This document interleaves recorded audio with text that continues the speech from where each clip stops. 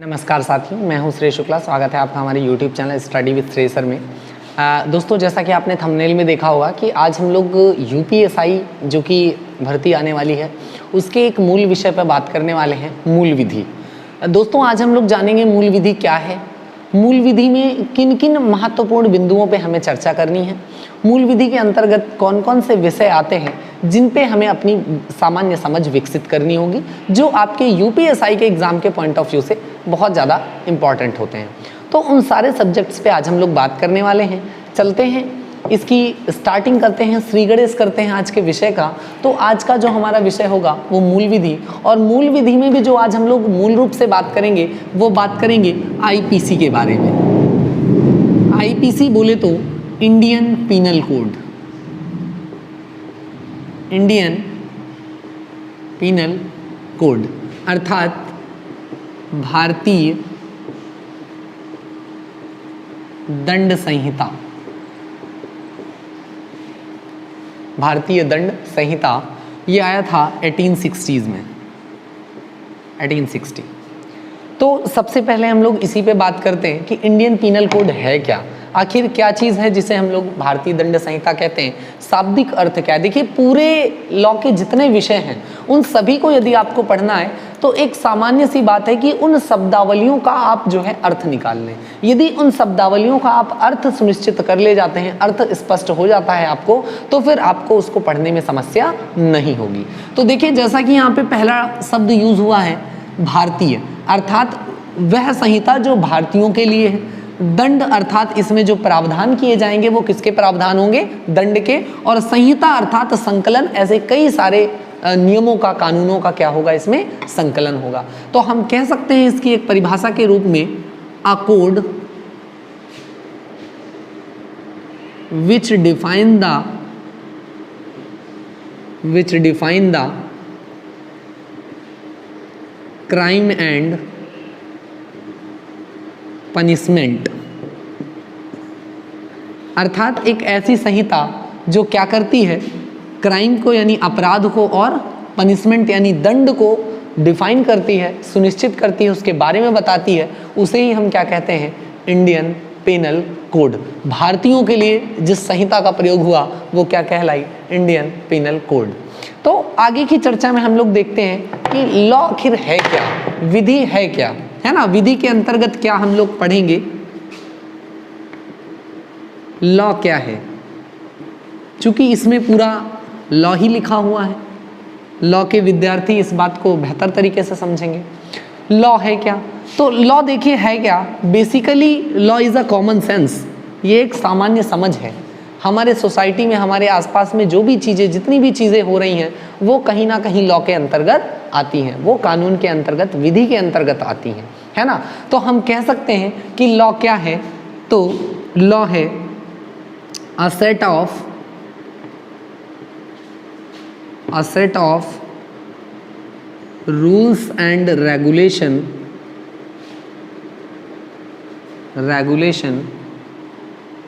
which regulate the society। ऐसे नियम और कानून जो किसको रेगुलेट करते हैं, किसको नियमित करते हैं, सोसाइटी को यानी हमारे समाज को। या हम कह सकते हैं इसी को दूसरे रूप में यदि देखना चाहें तो रूल्स एंड रेगुलेशन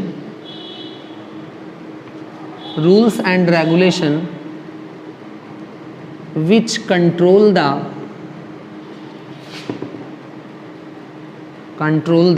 society, है ना।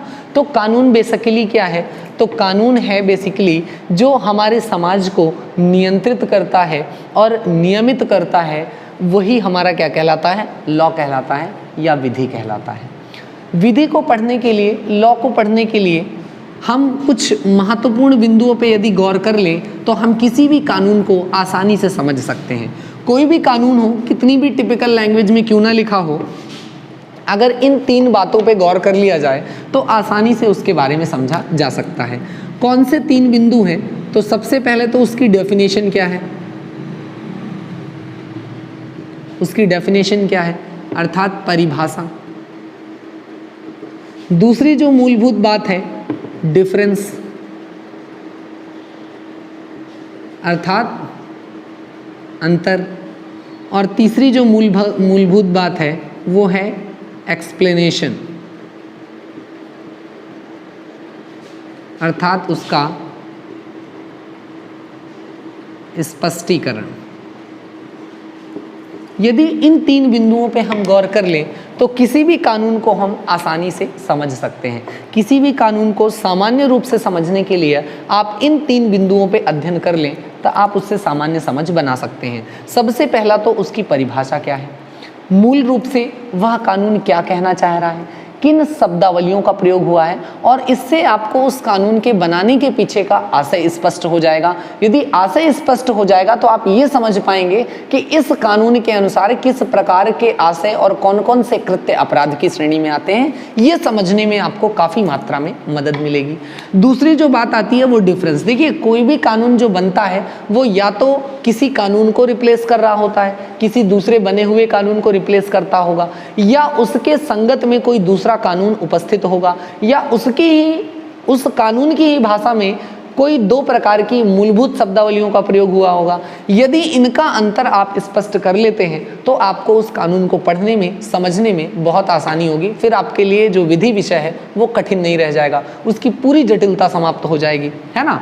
तीसरी बात आती है एक्सप्लेनेशन। उसका स्पष्टीकरण क्या है, उसका विस्तार क्या है। यदि उसको आप समझने में सक्षम हो जाते हैं और समझ उससे विकसित कर पाते हैं तो फिर आपको उस कानून को समझने में किसी प्रकार की कोई समस्या नहीं होगी। तो अब आगे हम लोग चलते हैं कि हमारे यहाँ कानून के क्या क्या प्रकार हैं या क्या क्या प्रकार कानून के होते हैं। तो दूसरा जो मूलभूत बिंदु है आज का, वो हम बात करने वाले हैं types of law. Types of law अर्थात विधि के प्रकार। लॉ मतलब विधि, विधि के प्रकार। तो सामान्य रूप से दो प्रकार के लॉ यहाँ पे प्रचलित हैं। कौन कौन से? एक तो सब्सटेंटिव लॉ और दूसरा आता है आपका प्रोसीजर लॉ। सब्सटेंटिव लॉ को कहते हैं मौलिक विधि और प्रोसीजर लॉ को कहते हैं प्रक्रिया विधि। अब देखिए, इन दोनों में अंतर है क्या। यदि इस अंतर को आप समझ लेंगे तो मूल विधि अध्याय से, मूल विधि विषय से आपको समझ विकसित करने में बहुत ज़्यादा आसानी होगी। सब्सटेंटिव लॉ अर्थात मौलिक विधि ये बताती है कि कौन कौन से जो कृत्य हैं वो अपराध की श्रेणी में आएंगे। अर्थात जो आईपीसी है, इंडियन पिनल कोड है, वो ये बताता है कि कौन कौन से ऐसे कृत्य हैं जो अपराध की श्रेणी में आते हैं। और यदि किसी ने इस प्रकार के कृत्य कारित किए हैं, a person has committed theft. एक एग्जाम्पल अगर हम लें, मान लीजिए कि यहाँ पे क्या हुआ, 378 क्लॉज आईपीसी की अगर आप देखेंगे, आईपीसी 378 ये कहता है a person has committed theft, अर्थात किसी ने चोरी का अपराध कारित किया है, अर्थात उसने चोरी करी है। तो कौन सा कृत्य है जो इस चोरी के अपराध के अंतर्गत आएगा, और यदि किसी ने ऐसा कृत्य किया है तो उसके लिए दंड का प्रावधान क्या होगा। इस विषय की जानकारी हमको कहाँ से मिलती है? सब्सटेंटिव लॉ से, अर्थात मौलिक विधि से जानकारी मिलती है इस बात की। और अब चूंकि वो अपराध हुआ है तो कोर्ट उसके लिए क्या करेगा? दंड का प्रावधान करेगा, जो दंड यहाँ बताया गया होगा। लेकिन अपराधी के अपराध होने से दंड मिलने तक की प्रक्रिया में कोर्ट के द्वारा किन किन नियमों का पालन किया जाएगा वो जहां लिखा है उसे ही हम लोग कहते हैं प्रक्रिया विधि। अर्थात courts are also govern by a law that is called procedure law. Procedure law समाज के लिए या प्रोसीजर लॉ किसी व्यक्ति के लिए, अपराधी के लिए नहीं बने।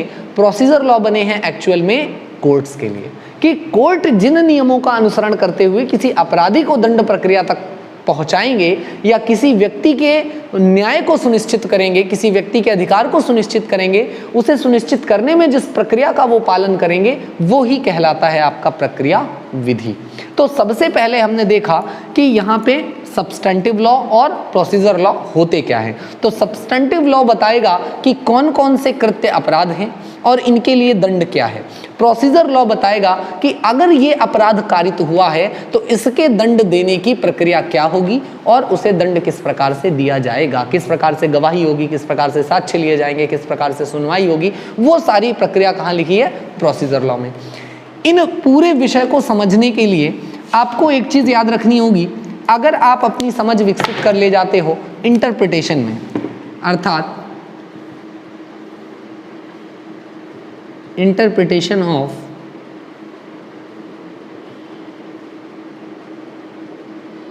लॉ, अर्थात कानून या विधि का निर्वचन करना, अर्थात हम कोई जो अपराध हुआ है उसे हम किसके अंतर्गत रखें। चूंकि अपराध भी दो प्रकार के हो सकते हैं, दो तरह के अपराध व्यक्ति कर सकता है। कौन कौन से? तो एक तो हो सकता है सीआरपीसी के अंतर्गत और एक हो सकता है सीपीसी के अंतर्गत, क्रिमिनल प्रोसीजर कोड और आपका सिविल प्रोसीजर कोड। दो प्रकार के अपराध हो सकते हैं। तो हमें सबसे पहले तो यही समझ होनी चाहिए कि कोई अपराध अगर हुआ है या किस प्रकार के अपराध हैं जो सिविल प्रोसीजर कोड के अंतर्गत आएंगे और कौन से ऐसे अपराध हैं जो क्रिमिनल प्रोसीजर कोड के अंतर्गत आएंगे, है ना। तो देखिए, जहां पे कोई मामला ऐसा हो जो राइट्स एंड ड्यूटीज से रिलेटेड हो, राइट्स एंड ड्यूटीज से रिलेटेड यदि कोई मामला है तो वो किसके अंतर्गत आएगा, सिविल प्रोसीजर कोड के अंतर्गत। इसके अलावा कोई ऐसा कृत्य जो आपका इस राइट्स एंड ड्यूटीज से संबंधित नहीं है, इसके अलावा कोई क्राइम हुआ है, वो किसके अंतर्गत आएगा, आपका क्रिमिनल प्रोसीजर कोड के अंतर्गत। तो पहले तो आपने यही समझ विकसित करनी होगी कि हम इंटरप्रिटेशन कर पाएं कि जो क्राइम है वो कैसा क्राइम है, सिविल प्रोसीजर कोड का है, मतलब सिविल प्रोसीजर से वो सिविल कोड से वो प्रोसीजर होगा उसका, या क्रिमिनल से होगा। पहले तो हमको यही पता होना चाहिए, है ना। तो एक सामान्य समझ हम लोगों ने विकसित करी कि सब्सटेंटिव लॉ क्या होंगे और प्रोसीजर लॉ क्या होंगे। अब चलते हैं हम लोग इसके आगे। तो सबसे पहले हम लोग देखेंगे कि सब्सटेंटिव लॉ में कौन कौन से कानून आते हैं, फिर हम लोग देखेंगे कि प्रोसीजर लॉ में कौन कौन से कानून आते हैं। तो सबसे पहले बात हम यहाँ पे करेंगे किसकी, तो सबसे पहली बात होगी यहाँ पे सब्सटेंटिव लॉ की। सब्सटेंटिव लॉ अर्थात मौलिक विधि।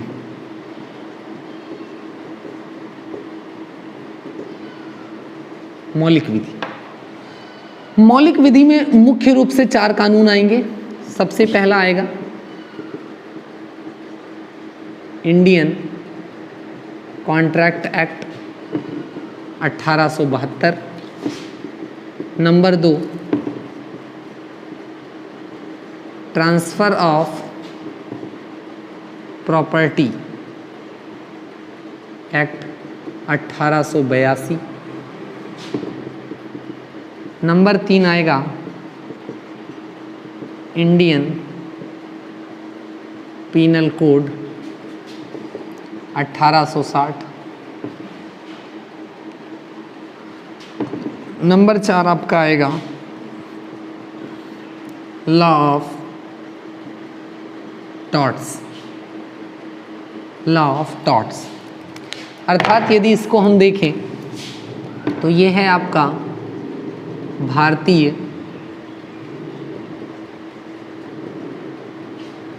संविदा अधिनियम। नंबर 2 पे आता है संपत्ति हस्तांतरण अधिनियम।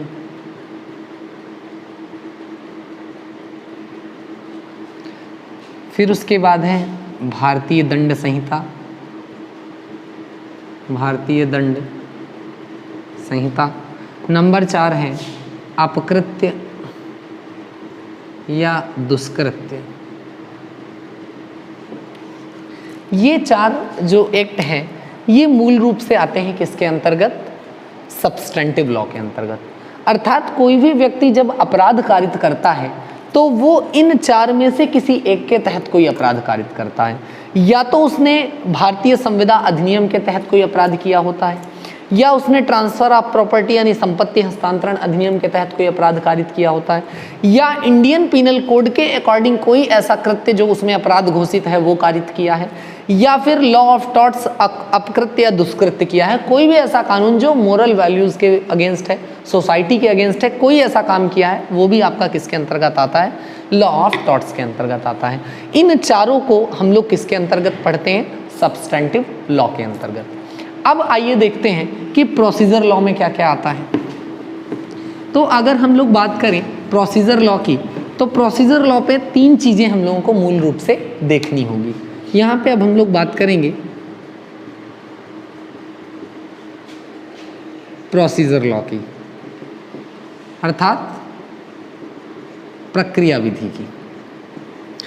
प्रोसीजर लॉ में क्या क्या चीज़ें आएंगी? तो तीन चीज़ें आएंगी। सबसे पहली तो आएगी कोड ऑफ सिविल प्रोसीजर, जिसे हम लोग सीपीसी कहते हैं। Code of civil procedure, CPC क्या होगा, है ना? तो सीपीसी के विषय पे बात करेंगे। दूसरी जो बात आती है वो आती है आपकी क्रिमिनल प्रोसीजर कोड की, अर्थात नंबर 2 आएगा कोड ऑफ क्रिमिनल प्रोसीजर, जो आया था कब? आपका 1973 में। और थर्ड नंबर पे आपका आता है Indian evidence act. Third number पे आएगा आपका इंडियन एविडेंस एक्ट, है ना? तो ये बेसिक हमको यहाँ पे आपको समझना होता है। ये आया था आपका 1872 में। और कोड ऑफ सिविल प्रोसीजर आया था आपका कोड ऑफ सिविल प्रोसीजर आया था 1908 में। Code of civil procedure, CPC, CRPC और इंडियन एविडेंस एक्ट, ये तीनों आते हैं आपके किसमें? प्रोसीजर लॉ में। तो आज के वीडियो में हम लोगों ने बेसिक ये समझा कि मूल विधि क्या है, मूल विधि के अंतर्गत हमको क्या क्या चीज़ें पढ़नी है, और उन दो प्रमुख जो कानून के प्रकार हैं, अर्थात विधि के जो दो प्रकार हैं, वेदर सब्सटेंटिव लॉ और प्रोसीजर लॉ, इन दोनों के अंतर्गत कौन कौन से एक्ट, कौन कौन से अधिनियम इसके अंतर्गत आते हैं। अभी तक के विषय में हम लोगों ने इतनी चीज़ों को समझा। अब हम लोग आगे चलते हैं और एक जो सबसे बड़ा कन्फ्यूज़न स्टूडेंट्स के पास रहता है उस पर बात करते हैं कि what is the difference between the law and act, अर्थात लॉ और एक्ट में अंतर क्या होता है। What is the difference between law and act, है ना? तो देखिए लॉ कह रहे हैं यहाँ पे, कोड कर लीजिए, लॉ या कोड, है ना? कोड और एक्ट में अंतर क्या होता है? तो देखिए कोड का बेसिकली मतलब हिंदी में क्या होता है? संहिता। जबकि एक्ट का क्या होता है अर्थ? अधिनियम। अधिनियम जो एक्ट होता है इसका निर्माण किससे होता है? इनैक्टमेंट से होता है। इनैक्टमेंट से होता है। इसकी पूरी एक प्रक्रिया होती है, अर्थात भारत के शासन में जो सबसे बड़ा पद होता है प्रेसिडेंट ऑफ इंडिया का, राष्ट्रपति का, सरकार राष्ट्रपति की पूर्व अनुमति से कोई प्रस्ताव लाती है संसद के किसी एक सदन में। उस सदन के बहुमत मत से, अर्थात संसद के सभी सदस्यों में से ज़्यादा सदस्य उस पर यदि सहमति जताते हैं तो वो बिल पास होगा, असहमति जताते हैं तो वो निरस्त होगा।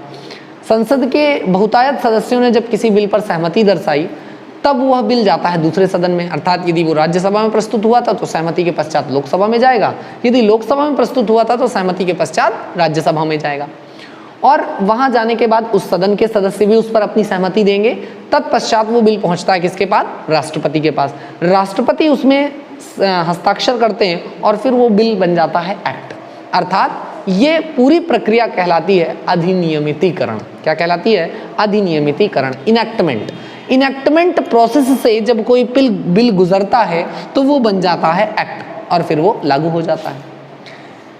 अगर इस प्रकार के कई सारे एक्ट को, कई सारे लॉज को एक जगह बाइंड अप कर दिया जाए, कलेक्ट कर दिया जाए, उनका संहिताकरण कर दिया जाए, उनको कोडिफाइड कर दिया जाए, तो उससे निर्माण होता है किसका? कोड का। अर्थात संहिता का मतलब क्या है? कई सारे एक्ट का संकलन। जहाँ पे कई सारे एक्ट, कई सारे कानून एक ही जगह संकलित कर दिए जाएं तो वो किसका निर्माण कर देते हैं? संहिता का या कोड का। ये बेसिक डिफरेंस होता है आपका किसमें? कोड और एक्ट में। आज के विषय में हम लोग इतनी ही बात करते हैं। ये डेमो क्लास थी आपके मूल विधि से संबंधित, जो आपके यूपीएसआई में एज अ सब्जेक्ट जिसे आपके ऑब्जेक्टिव क्वेश्चन आने हैं, तो उसके विषय में थी आज की ये डेमो क्लास। कमेंट करके ज़रूर बताइएगा कैसी लगी। अगर फिर भी कोई कन्फ्यूज़न आपको इस पूरे वीडियो लेक्चर के दौरान कोई कन्फ्यूज़न है तो आप कमेंट करिएगा। नेक्स्ट पार्ट जो हम इसका शूट करेंगे, कोशिश करेंगे उसमें आपका वो कन्फ्यूज़न दूर कर पाएँ। Okay, thank you.